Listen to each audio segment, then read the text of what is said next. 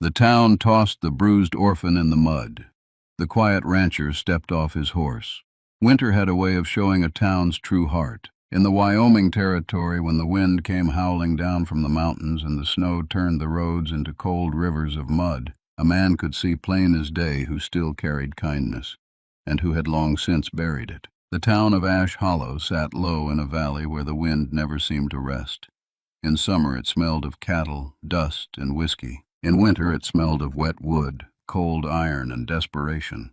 That particular winter in 1878 had come early and cruel. Snow had begun falling before the last cattle drives were finished, and by December the main street had turned into a thick stretch of frozen mud where wagon wheels struggled and horses slipped. Folks hurried through their errands with their heads down and collars pulled high.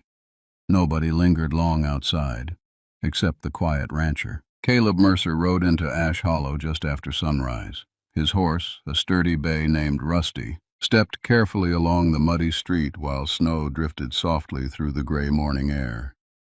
Caleb sat tall in the saddle, wrapped in a heavy wool coat worn thin at the elbows. His hat brim was dusted with snow, and a short beard covered the lower half of his weathered face.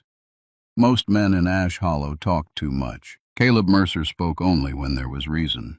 He had lived on a ranch 12 miles outside town for nearly 10 years now. Folks knew him as dependable but distant.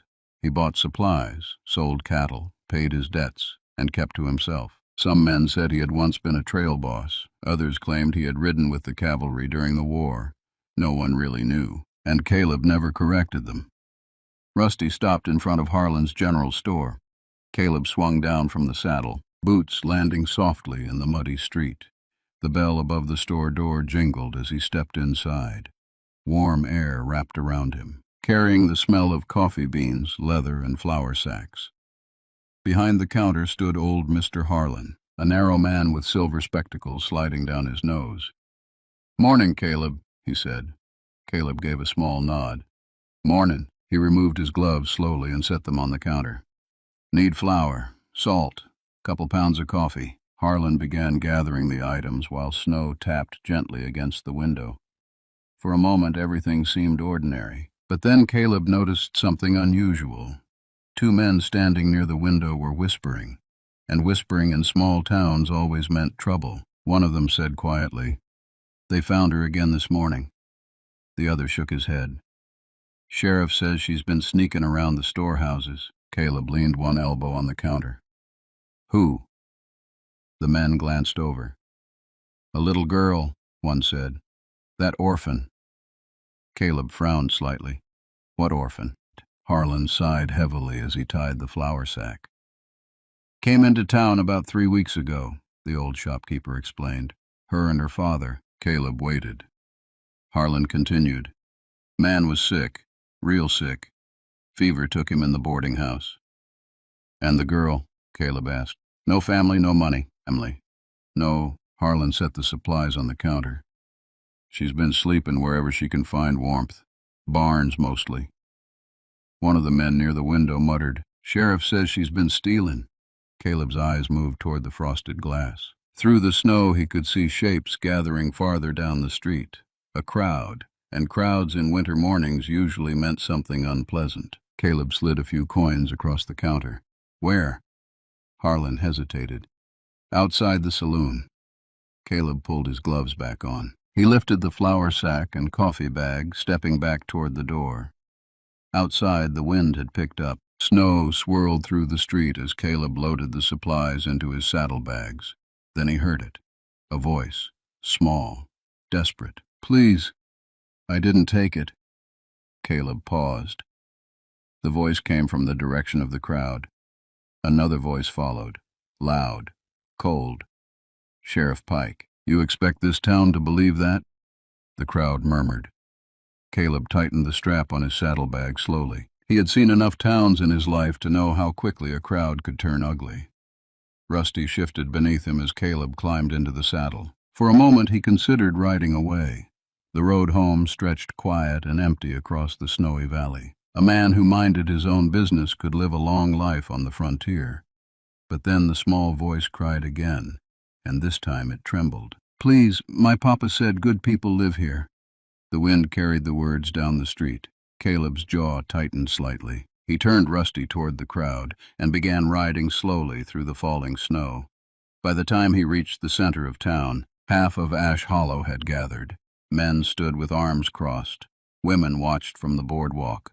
Children whispered behind their mothers' skirts. In the middle of the street stood Sheriff Roland Pike, and in front of him, a small, shivering girl, barefoot, covered in dirt. Her thin dress hung in ragged strips, and her arms were wrapped tightly around herself to fight the cold.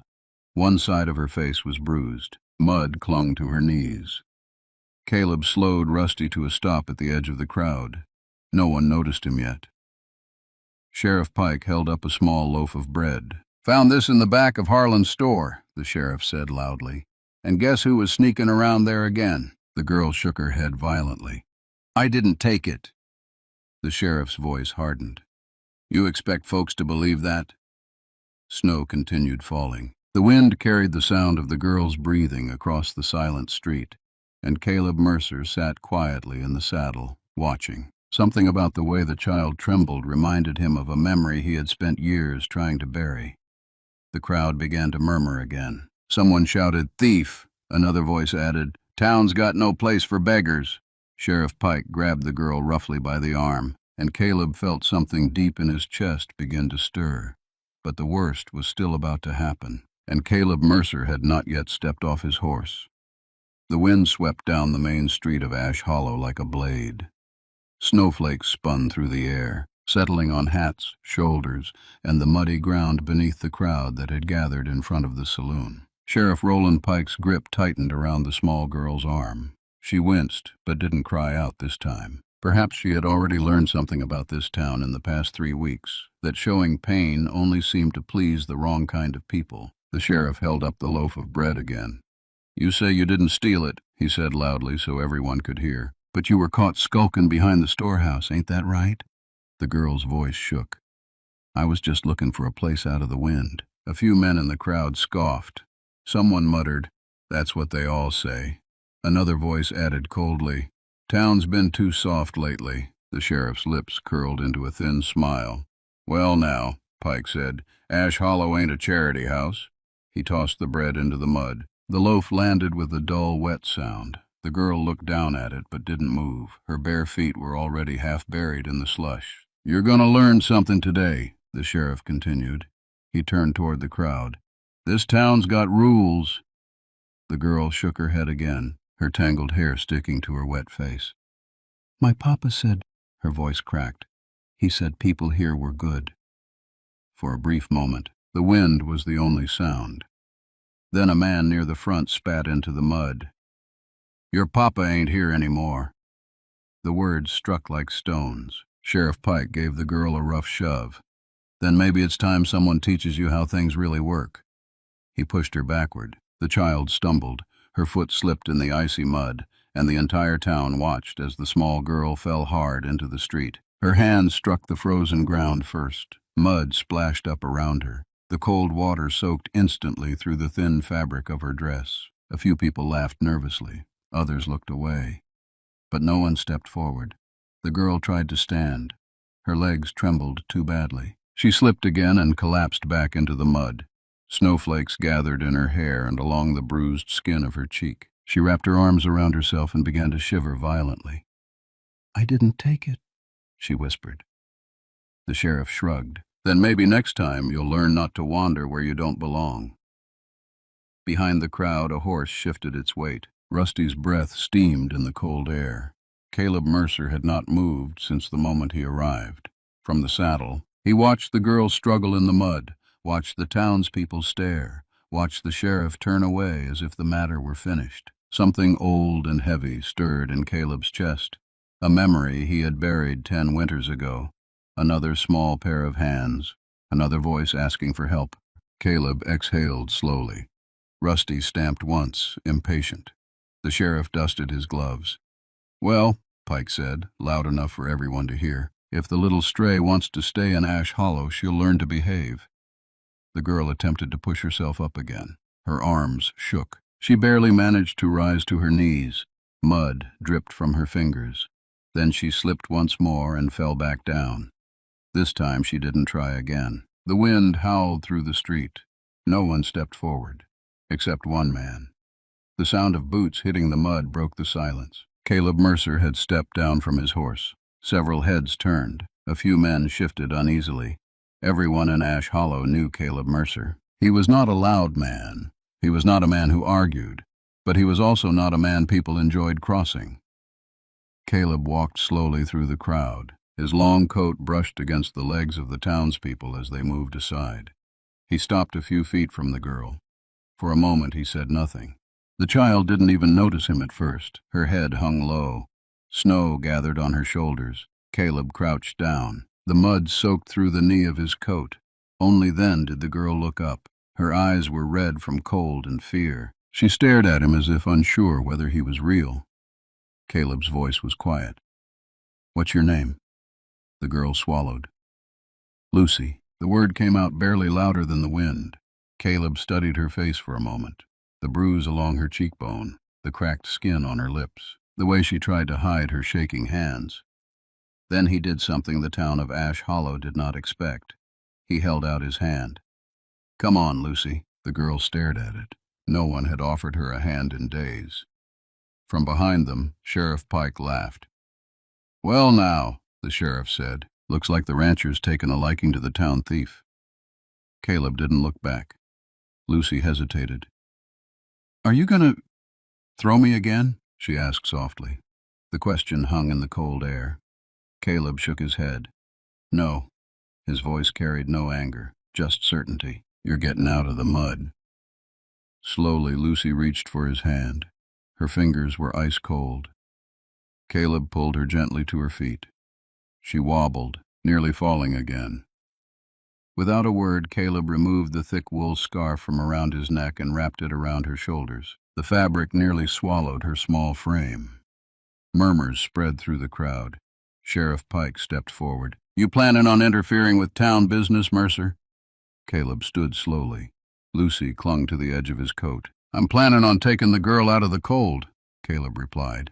The sheriff crossed his arms. "That girl's a thief." Caleb finally turned his eyes toward him. "Did you see her take it?" Pike's jaw tightened. "She was sneaking around." "That ain't the same thing." The crowd shifted uneasily. The sheriff's face darkened. "You're making a mistake, rancher." Caleb rested one hand lightly on Lucy's shoulder. "I reckon I'll take my chances." He turned toward Rusty. But before he could take more than 2 steps, Sheriff Pike spoke again. His voice was colder now. "You walk out of here with that girl, and you're taking responsibility for whatever trouble she brings." Caleb paused. Lucy's small fingers tightened in his coat. The entire town waited. Snow fell thicker now. The street was nearly silent. Then Caleb Mercer answered. "Good." He lifted Lucy gently into the saddle. And that was the moment the sheriff's eyes hardened. Because in Ash Hollow, there were some people you could bully, some people you could break. But Caleb Mercer had just made a choice. And before the week was over, the quiet rancher would discover that the small orphan girl carried a secret far bigger than anyone in that town expected. Snow followed them out of Ash Hollow like a silent witness. Rusty moved carefully along the narrow road that wound out of town, his hooves crunching softly through the thin crust of ice. Lucy sat in front of Caleb, wrapped in the thick wool scarf, her small hands gripping the saddle horn as if the horse might disappear beneath her. For the first mile, neither of them spoke. The wind carried the distant sounds of the town fading behind them, the creak of signposts, the muffled voices of men returning to their business as though nothing had happened. Caleb Mercer did not look back. Lucy did. She twisted in the saddle once, glancing over her shoulder toward the fading shape of Ash Hollow. "Are they going to come after us?" she asked quietly. Caleb shook his head. "Not today." His voice was calm, steady, like a man who had already measured the risk and decided it was worth taking. Lucy watched the road ahead. Snowflakes settled on her tangled hair, but she didn't seem to notice. Her body was still trembling from the cold. After another mile, Caleb spoke again. "You hungry?" Lucy hesitated, then nodded. Caleb reached into his coat pocket and pulled out a small cloth bundle. He unfolded it with one hand, revealing a piece of jerky and half a biscuit wrapped in paper. He handed them forward. Lucy stared at the food as if unsure it was truly meant for her. "You can eat it," Caleb said. She took the biscuit first. Her hands shook so badly the crumbs scattered across the saddle blanket, but she ate every piece. When she finished, she held the jerky tightly in her small fingers as though it might vanish if she let go. After a while, she spoke again. "Thank you, mister." Caleb adjusted the reins. "Name's Caleb." She nodded slowly. "My papa said I should always thank people who help." The words hung in the cold air. Caleb didn't answer right away. Finally he asked, "Your papa, he the one who got sick in town?" Lucy's fingers tightened around the jerky. "Yes." Her voice was softer now. "He started coughing on the trail. Said it was just dust from the road." She swallowed hard. "But then he got real hot and couldn't stand up no more." Caleb listened without interrupting. "People at the boarding house helped him into a room," Lucy continued. "They gave him blankets." She paused. "But he kept getting worse." The wind brushed across the open valley. "Did a doctor see him?" Caleb asked. Lucy nodded. "Doctor came one night." "And?" Lucy stared down at her muddy feet. "He said Papa was too far gone." The girl's voice cracked slightly. Caleb didn't press further. They rode another mile in silence. The land beyond Ash Hollow stretched wide and empty, rolling hills covered in thin snow, broken only by scattered pine trees and frozen creeks. After a while, Lucy spoke again. "He told me something before he died." Caleb glanced down at her. "What's that?" Lucy hesitated. "My papa said if anything happened to him, I shouldn't trust the sheriff." Caleb's brow tightened slightly. He said nothing. Lucy continued. "He said if I ever got into trouble, I should find a rancher." "A rancher?" She nodded. "He said ranchers know the truth about people." Caleb exhaled slowly. "Well," he said after a moment, "your papa might have been right about that." Lucy was quiet again for a while, but something about being out of town, away from the staring faces and harsh voices, seemed to loosen the tight knot of fear inside her. Soon she asked another question. "Are you going to take me back?" Caleb shook his head. "No." The answer came without hesitation. Lucy's shoulders relaxed just a little. They crested a low hill as the sun struggled through the clouds. Below them, tucked beside a frozen creek and surrounded by tall cottonwood trees, sat Mercer Ranch. The house was simple, 2 stories of dark timber with smoke curling gently from the chimney. A red barn stood nearby. Several horses grazed in a fenced pasture, their breath fogging the cold air. Lucy stared. "Do you live there alone?" Caleb nodded. "Been that way for a while." He guided Rusty down the slope. As they approached the barn, an old ranch dog trotted out to greet them, tail wagging slowly. "This here's Boone," Caleb said. Lucy reached out carefully and touched the dog's head. Boone sniffed her muddy fingers, then wagged harder. They stopped beside the porch. Caleb lifted Lucy gently down from the saddle. Her legs wobbled when they touched the ground. "You're frozen," Caleb said.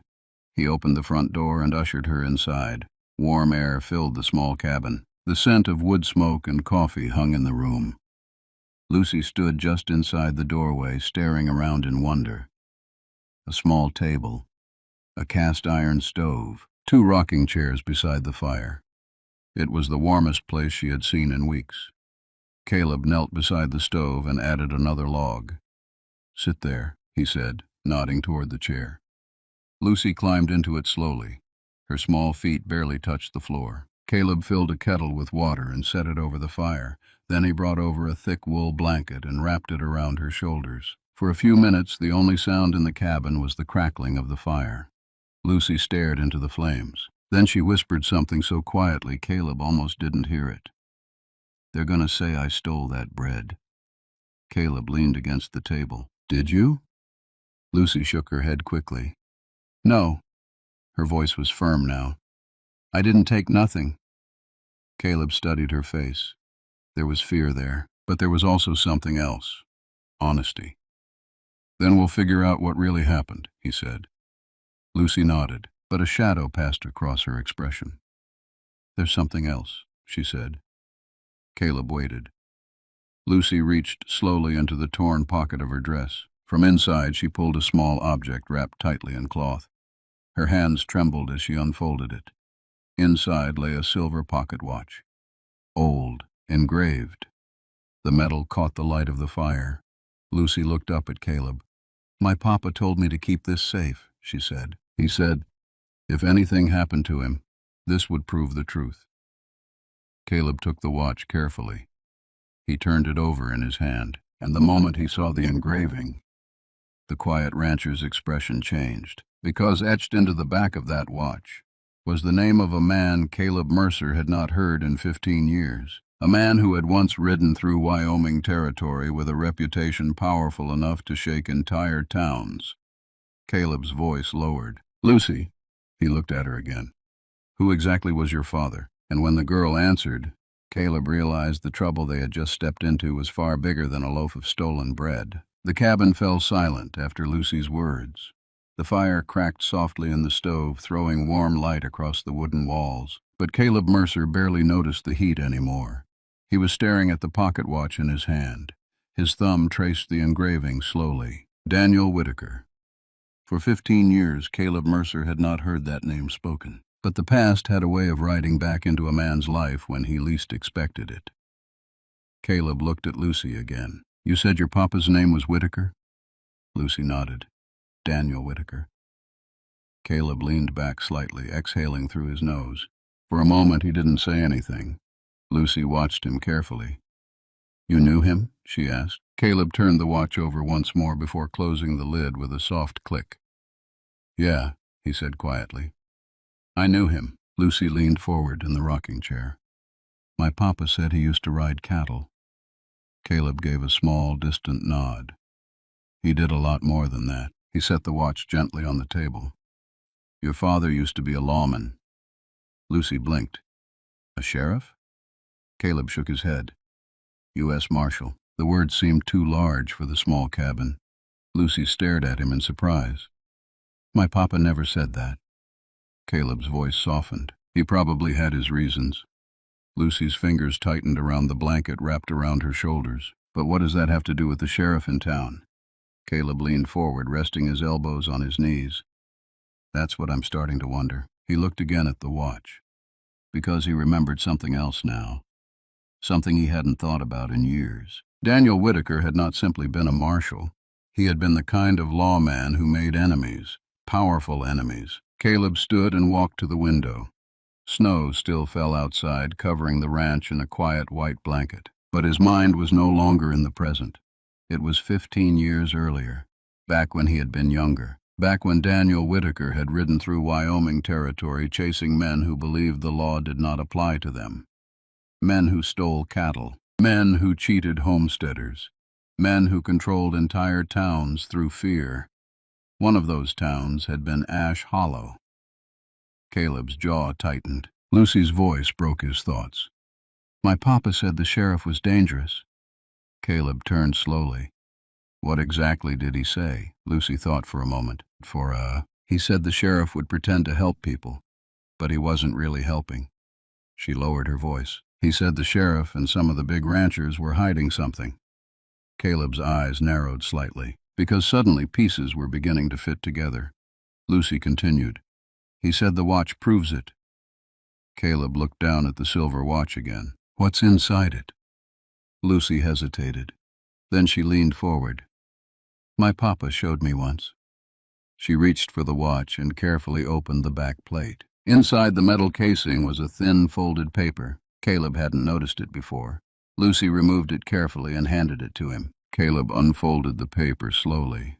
The firelight flickered across the ink, and the moment he read the first line, a heavy silence filled the cabin. Because the paper wasn't just a note, it was a list. Names, dates, payments, large payments. And at the top of the page, one name stood above all the others. Roland Pike. Lucy watched Caleb's face. "What does it say?" Caleb folded the paper again slowly. "It says your father found something." Lucy swallowed. "What?" Caleb met her eyes. "Proof." Lucy's voice trembled. "Proof of what?" Caleb leaned back against the table. Proof the sheriff's been taking money. Lucy frowned. From who? Caleb looked toward the window again. The cattle barons around Ash Hollow. He paused. Men who've been stealing land from homesteaders. Lucy's eyes widened. My papa said people were getting chased off their farms. Caleb nodded slowly. Jay Sheriff made sure nobody stopped it. Lucy wrapped the blanket tighter around herself. That's why my papa came to town. Caleb looked at her. Yes, the truth settled heavily between them. Daniel Whitaker hadn't come to Ash Hollow by accident. He had come investigating corruption, and now he was dead. Lucy spoke again, her voice small. Do you think they killed him? Caleb didn't answer right away. He thought about the doctor who had declared Whitaker too far gone. He thought about the sheriff who had wasted no time accusing Lucy of theft. And he thought about how quickly the town had turned against a helpless child. Finally he spoke. I think your father got too close to something dangerous. Lucy's eyes filled with tears again. Papa told me to keep the watch safe. She looked at Caleb with quiet determination. He said someone good would know what to do with it. The words struck deeper than Lucy realized, because Caleb Mercer had spent 10 years trying not to get involved in other people's battles, 10 years keeping his ranch quiet, safe, distant from the kind of trouble he once knew. But now trouble had ridden straight to his door, and it was wrapped in the form of an 8-year-old girl who had been thrown into the mud by an entire town. Outside, the wind rattled the window. Caleb straightened slowly. Lucy watched him. What are we going to do? Caleb walked back to the table. He folded the paper carefully and slipped it back into the watch. Then he placed it in Lucy's small hand. You're going to keep that safe, he said. Lucy nodded. And you? Caleb reached for his coat hanging beside the door. Snowflakes drifted against the window behind him. I'm going to ride back to Ash Hollow. Lucy's eyes widened in alarm. The sheriff will be there. Caleb pulled on his gloves. That's the idea. Lucy jumped to her feet. You can't go alone. Caleb crouched slightly so he was eye level with her. His voice was calm. I've dealt with men like Roland Pike before. Lucy's fingers trembled. He'll hurt you. Caleb gave a faint, tired smile. He might try. He stood again and opened the door. Cold air rushed into the cabin. Lucy hurried after him. Why are you doing this? Caleb paused on the porch. For a moment he didn't answer. Then he looked down at the small girl standing barefoot in the doorway, wrapped in his old scarf. And he remembered the moment in the muddy street, the moment when an entire town had chosen cruelty. Except for one man who stepped off his horse. Caleb adjusted his hat. Because your papa was right about one thing. Lucy waited. Caleb's voice carried quietly across the snowy ranch. Ranchers know the truth about people. He stepped down into the snow and walked toward the barn where Rusty waited. Lucy watched from the porch as Caleb saddled the horse. The sky above the valley had grown darker. A storm was coming. But Caleb Mercer swung into the saddle anyway. Because by the time the sun rose tomorrow, the town of Ash Hollow would either face the truth or try to bury it forever. And Caleb Mercer was riding straight into the middle of it. The storm reached Ash Hollow before Caleb Mercer did. Snow fell harder now, thick flakes spinning through the lantern light that glowed along the muddy street. The town looked smaller in the storm, quieter, as though the wind itself knew something important was about to happen. Rusty's hooves struck the frozen ground as Caleb rode slowly toward the center of town. It was near midnight. Most windows were dark, but one place was still alive with noise. The saloon. Music drifted through the swinging doors, mixed with the laughter of men who believed their night would end just like any other. Caleb dismounted outside. He tied Rusty to the hitching post and brushed snow from his coat. Then he pushed open the doors. Inside, the saloon was warm and crowded. Card tables filled the room. The piano clattered in the corner. And standing near the bar, drinking whiskey with two wealthy cattlemen, was Sheriff Roland Pike. The music slowed when Caleb stepped in. A few men recognized him immediately. One of the cattlemen muttered, "Mercer." Sheriff Pike turned slowly. His eyes narrowed when he saw who had entered. "Well now," the sheriff said, raising his glass slightly. "Looks like the ranchers come back." Caleb walked calmly toward the center of the room. Snow melted from his coat and boots as he moved. "I came to finish something," he said. The room grew quiet. The piano stopped entirely. Sheriff Pike set his glass down. "You bring the little thief back with you?" he asked. Caleb didn't react. Instead, he pulled the folded paper from inside his coat. "I came to talk about Daniel Whitaker." The sheriff's expression changed, only slightly, but Caleb noticed. The two cattlemen beside Pike exchanged quick glances. "Don't know the name," Pike said coolly. Caleb unfolded the paper. The firelight reflected across the ink. "You should," Caleb replied. U.S. Marshal. Rode through this territory 15 years ago. The room had gone completely silent now. Even the bartender had stopped polishing glasses. Caleb held up the paper. He was investigating cattle theft, land seizures, payoffs. Sheriff Pike crossed his arms. "That's so?" Caleb nodded once. "Turns out he kept records." The sheriff's jaw tightened. Caleb read the names aloud. Each one echoed in the quiet room. Payments, dates, and finally, Roland Pike. The sheriff's eyes hardened. "That paper don't mean a thing." One of the cattlemen stepped forward. "You accusing the sheriff of corruption?" Caleb looked directly at Pike. "I'm saying a U.S. Marshal died in this town while investigating you." The room felt smaller now.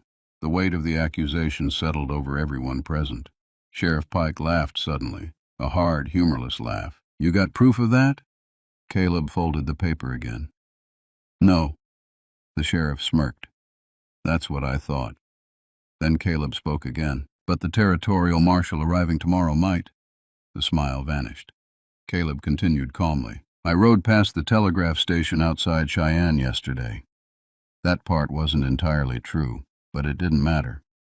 Message already sent." The sheriff's eyes flickered toward the cattleman beside him. They looked uneasy now, because corruption was one thing, but a federal investigation was another. Sheriff Pike's voice dropped. "You're bluffing." Caleb shrugged slightly. "Maybe." He stepped closer. "But if I ain't, you're going to want witnesses on your side when the marshals ride in." The room erupted into murmurs. Men shifted uncomfortably, because everyone in that saloon knew something. They had seen things over the years. Cattle taken from small homesteads, families forced off land, and the sheriff always seemed to be nearby. One of the ranch hands near the back spoke up nervously. "I remember Whitaker," another man added quietly. "He was asking questions around town." The cattlemen exchanged worried looks. The sheriff glared at them, but doubt had already entered the room. Caleb spoke one final time. "That little girl you threw in the mud today." He paused. "She's Whitaker's daughter." The weight of that truth spread through the saloon like a cold wind. Sheriff Pike's face turned pale, because suddenly the cruelty of that morning didn't look like justice anymore. It looked like fear. Caleb adjusted his hat. "Morning comes quick in winter," he said. "If I were you, Sheriff, I'd start thinking about what story you plan to tell." Then he turned and walked toward the door. No one stopped him. Outside, the storm had quieted. Snow lay deep across the street. Caleb mounted Rusty and rode out of Ash Hollow. Behind him, the town stayed awake long after midnight, because once a truth like that enters a place, it refuses to sleep. The next morning, the storm had passed. Sunlight broke through the clouds, lighting the valley in a pale, golden glow. Lucy stood on the porch of Mercer Ranch, wrapped in Caleb's coat. She had barely slept. Her eyes kept searching the distant road. Then Boone barked suddenly. Lucy looked up. A horse was coming over the hill. Rusty, and Caleb Mercer riding slowly toward the ranch. Lucy ran down the porch steps, her bare feet crunching in the snow. When Caleb stopped beside her, she looked up anxiously. "What happened?" Caleb swung down from the saddle. For a moment he simply looked at her. Then he gave a small nod. "Town's got some thinking to do." Lucy frowned. "Are they mad?" Caleb smiled faintly. "Maybe." He reached into his coat pocket and handed her the silver watch. "But they're not throwing you in the mud again." Lucy held the watch carefully. "What about the sheriff?" Caleb glanced toward the distant hills. Men like Roland Pike, they don't like sunlight much. Lucy tilted her head. What does that mean? Caleb rested a hand gently on her shoulder. It means when the truth shows up, they usually disappear. Lucy thought about that for a moment. Then she looked at the ranch behind them, the barn, the creek, the quiet stretch of land that seemed to breathe peace. Can I stay here? She asked softly. Caleb looked down at her, at the small girl who had survived a cruel town and carried her father's courage in her pocket. He nodded. Reckon you can. Lucy's eyes brightened. Really? Caleb smiled for the first time in many years. Every ranch needs someone to keep the dog company. Boone barked happily beside them. Lucy laughed, and for the first time since arriving in Ash Hollow, she didn't look afraid anymore. Years later, folks would still talk about the winter morning when the town threw a little orphan girl into the mud. But what they remembered most wasn't the cruelty. It was the moment a quiet rancher stepped off his horse and changed the story.